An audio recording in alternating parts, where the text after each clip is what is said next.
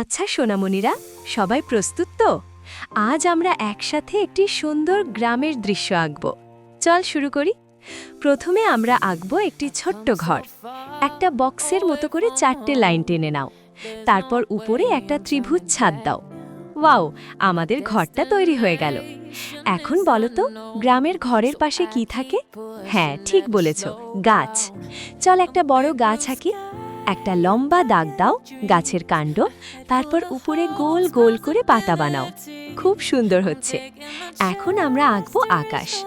উপরে একটু ফাঁকা জায়গায় একটা গোল করে সূর্য আঁকো, আর পাশে কিছু তুলোর মতো মেঘ। দেখো তো আকাশটা কেমন সুন্দর লাগছে। এবার ঘরের সামনে একটু জায়গা রেখে একটা ছোট্ট পথ বা উঠান আঁকতে পারো।